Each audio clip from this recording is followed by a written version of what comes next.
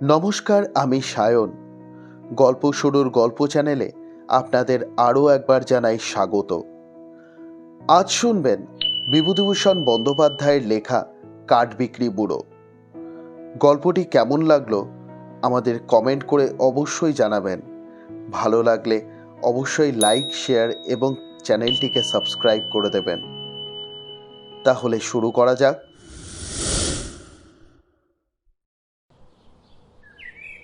আমি গাছ বিক্রি পছন্দ করি না। কোনো গাছ যদি কেউ কাটে তবে আমার বড় কষ্ট হয়। লোককে পরামর্শ দিই, গাছপালা দেশের সম্পদ। ধরনীর শ্রী ওরা বাড়িয়েছে ফুলে ফলে ছায়ায় সৌন্দর্যে। ওদেরই ডালে ডালে দিনরাত কত বিহক কাকলি, ওদের কেটে নষ্ট করো না। সুতরাং যখন গ্রামের ঘাটে কাঠের নৌকা এসে লাগলো, আমি সেটা পছন্দ করিনি। একদিন সকালে বসে লিখছি, একজন দাড়িওয়ালা বুড়ো মুসলমান এসে উঠোনে দাঁড়িয়ে আমার সেলাম করলে হাত তুলে। বললাম, কি চাই? বাবুর গাছ বিক্রি আছে, বিক্রি করবেন? কি গাছ? বাবুর বাড়ির পেছনে বিলিতি চটকা আছে, বাগানে শিশু আছে, কলু চটকা আছে। লোকটার কথায় দক্ষিণের টান। বললাম, বাড়ি দক্ষিণে? হ্যাঁ বাবু, বসিরহাটের ওপার, টাকি শ্রীপুর। গাছ কিনতে এসেছো নাকি? বাবু, আমাদের নৌকা এসেছে ঘাটে, কাঠ বোঝাই হয়ে কলকাতায় যাবে। আপনার এদিকে যদি বাগান টাগান পাওয়া যায় কিনব। বাগান কেনা শুনে আমি আগেই চটেছি। সুতরাং লোকটার সঙ্গে ভালো করে কথা বললাম না। বাবু গাছ বেচবেন? না। ভালো দর দেব বাবু। কিরকম দর শুনি? তা বাবু, আপনার বড় চটকা গাছটা 40 টাকা দর দেব। আমি আশ্চর্য না হয়ে পারলাম না। এই অঞ্চলে ও গাছের দাম যুদ্ধের আগে একজন বলেছিল 6 টাকা। যুদ্ধের মধ্যে ওর দাম উঠল 14 টাকা। ওটাকেই সর্বোচ্চ দাম বলে আমি ভেবেছিলাম। একটা বুনো চটকা গাছের দাম 14 টাকা, ওই যথেষ্ট, আশাতিরিক্ত দর। আর এখন এ বলে কি 40 টাকা একটা চটকা গাছের দাম? এই কথা 5 বছর আগেও কেউ কানে শোনেনি।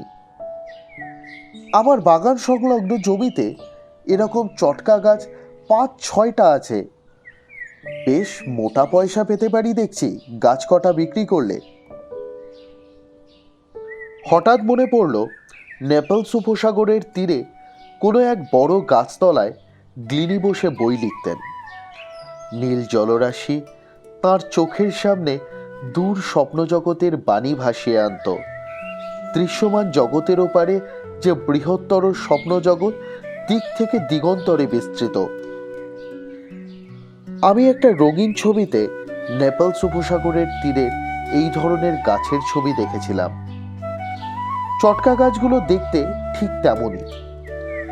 মনে মনে আমি ওদের নাম দিয়েছিলাম গ্লিনির গাছ। টাকার জন্যে সে গাছগুলো কেটে উড়িয়ে দেব? লোকটাকে বললাম, না হে, ও গাছ বিক্রি হবে না। সেই থেকেই কাঠের নৌকা নিয়ে লোকটা আমাদের গ্রামের ঘাটে রয়ে গেল। 2-3টি বড় বড় বাগান কিনে তার সমস্ত গাছ কাটিয়ে গুড়িগুলো নৌকা বোঝাই করতে লাগলো। ডালপালা সস্তা দরে গ্রামের লোকজন জ্বালানির জন্য কিনে নিলে ওর কাছ থেকে। রায়দের চণ্ডীমণ্ডপটা অনেক দিন থেকে পোড়ো ভূতের বাসা হয়ে আছে। কারণ একজন বৃদ্ধ ব্যক্তি ছাড়া রায়বাড়িতে বর্তমানে আর কেউ থাকে না। লোকটা রায় কাকাকে বলে সেই চণ্ডীমণ্ডপের এক পাশে আছে আরও 2টি সঙ্গী নিয়ে। চণ্ডীমণ্ডপের উত্তর দেওয়ালের গায়ে বাইরের দিকে একখানা খেজুর পাতার চালা উঠিয়ে নিয়ে সেখানেই রান্না করে খায়। একটা বাঁশের তিকড়িতে হাঁড়িকুড়ি রাখে। গাছগুলো কেটে ফেলছে গ্রামের ছায়া সম্পদ ও স্ত্রীকে নষ্ট করে। এজন্য কাঠবিক্রি বুড়োকে আমি পছন্দ করতাম না, ওর সঙ্গে বেশি কথাও বলতাম না। নদীর ধারে ওদের নৌকা থাকে, যেখানে নদীর পাড় খুব ঢালু, বড় বড় উলু ঘাসের বন, ভাট বন, পটপটি গাছ। সেখানে ওদেরই কাটা একটা কাঠের গুঁড়ির ওপরে বসে থাকি বিকেলে। বেশ ফাঁকা জায়গা, অনেক দূর পর্যন্ত আকাশ দেখা যায়। নীল আকাশের নিঃশব্দ বাণীর মতো নেমে আসে অপরাহ্নের শান্তি। কাঠবিক্রি বুড়ো আমার কাছে আসে নৌকা থেকে নেমে। আমি বলি, আর কতদিন আছো? গাছগুলো তো দেশের সাবড়ালে। আমি কি বলছি ও বুঝতে পারে না। গাছগুলো সাবার করলে ক্ষতি যে কি তা ওর বোঝবার বুদ্ধি নেই। ও বললে, না বাবু, কি আর এমন লাভই বা হবে? বড্ড খরচ পড়ে যাচ্ছে। কিসের খরচ?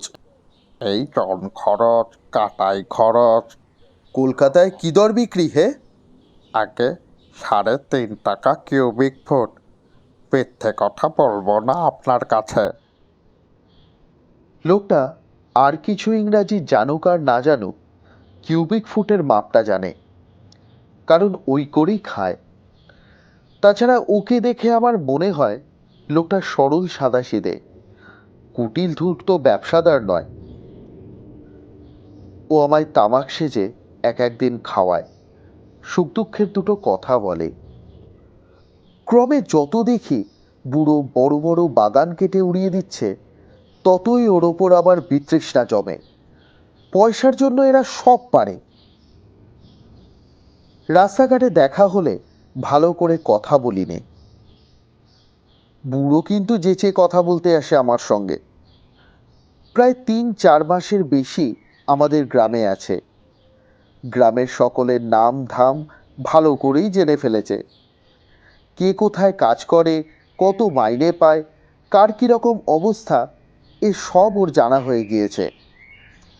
মাঝে মাঝে আমার বাড়ি এসে সন্ধ্যার সময় বসে, তামাক খায়, প্রতিবেশীর মতন গল্প করে। একদিন আমায় বললে,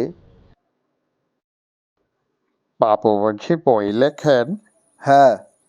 বই ছাপান কোথায়? কলকাতায়। কত খরচ পড়ে? 500-600 হাজার। তা বাবু, আপনার মতন আমাদের যদি হতো, চিরজীবনটা কষ্ট করেই কাটলো। একটা ছেলে আছে, জমিদারি কাছারিতে কাজ করে টাকির বাবুদের, 8 টাকা মাইনে পায়। বাবুরা ওকে বড় ভালোবাসে।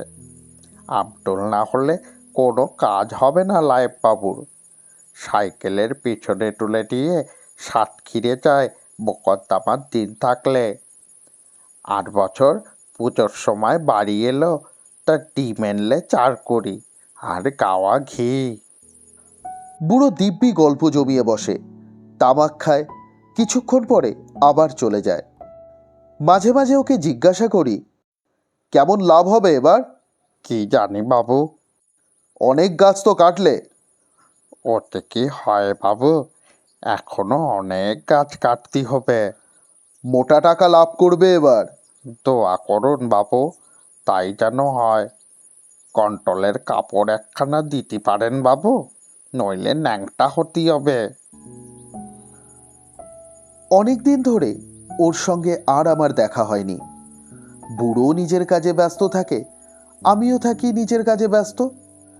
এমনকি ওর কাছে কিছু ডালপালা কিনেছিলাম জ্বালানির জন্যে, তার দাম নিতেও এলো না। এই সময় আমাদের গ্রামে আমাদের এক তরুণ প্রতিবেশী টাইফয়েড জ্বরে পড়ল। তার চাষবাস আছে, বাজারে ছোট একখানা ফলের দোকান আছে, স্ত্রী ও 5টি ছোট ছোট ছেলে মেয়ে আছে। রোগ দিন দিন বেড়ে ক্রমে বাঁকা পথ ধরল। আমরা পাড়ার সবাই রাত জেগে দেখাশুনো করি। 2-3টে ছোকরা আমাদের নির্দেশ অনুযায়ী দূরের শহর থেকে কখনো ওষুধ, কখনো ডাক্তার, কখনো ফল, কখনো বরফ আনতে দিনে রাতে 4-5 বার ছোটাছুটি করে। তরুণী স্ত্রী ও ছেলেমেয়েগুলির মুখের দিকে চেয়ে গ্রামের লোকেরা কোনো কষ্টকেই কষ্ট বলে গ্রহণ করে না। কিন্তু কিছুতেই কিছু হলো না। 24 দিন জ্বরভোগের পর রোগী মারা গেল। গ্রামের মেয়েরা 4-5 দিন ধরে ব্যস্ত রইল সদ্য বিধবা মেয়েটিকে সান্ত্বনা দিতে। পুরুষেরা ব্যবস্থা করতে লাগলেন ওদের বিষয় আশয় কি হবে, চাষবাসের কি বন্দোবস্ত করা যায়। কান্নাকাটির গোলমালে দিন 10-12 কেটে গেলে একদিন সন্ধ্যাবেলায় একটা দৃশ্য দেখলুম, যা আমার কাছে এত ভালো লাগলো যে শুধু যেন সেই ঘটনাটার কথা বলতেই এই গল্পের অবতারণা। বেলা আর নেই। ছিপগুলি নিয়ে পুকুর থেকে ফিরছি মাছ ধরে ওদেরই বাড়ির পাশ দিয়ে। দেখি যে সেই কাঠ বিক্রি বুড়ো মুসলমান ওদের উঠোনে বসে তরুণী বিধবাকে সান্ত্বনা দিচ্ছে। রাস্তার ধারেই ওদের রান্নাঘরের ছ্যাঁচতলা। প্রতিবেশীর স্ত্রীটি বসে কি কাজ করছে রান্নাঘরের দাওয়ায়, আর বুড়ো বসে আছে ছেঁচতলায়। শুনলাম ও বলছে, সব থেকে দেখুন মা ঠাকুরন, বেঁচে চিরকাল কেউ থাকে না।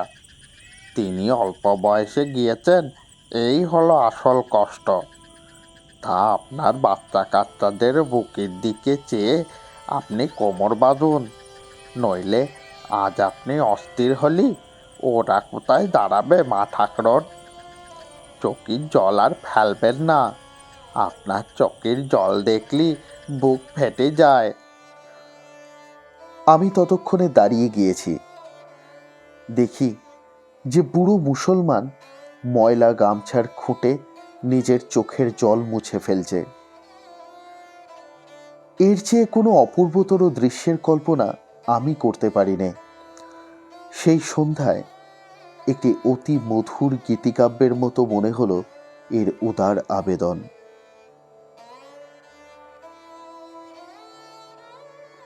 শুনছিলেন বিভূতিভূষণ বন্দ্যোপাধ্যায়ের ছোট গল্প কাঠবিক্রি বুড়ো। গল্প পাঠে এবং কাঠবিক্রি বুড়োর চরিত্রে আমি সায়ন। গল্পটা কেমন লাগলো, খারাপ বা ভালো, অবশ্যই একটু কমেন্ট করে জানাবেন। তাহলে আজ এ পর্যন্তই। গল্প শুরুর গল্প চ্যানেলে আরও একবার দেখা হবে অন্য একটি গল্পের সঙ্গে। ধন্যবাদ।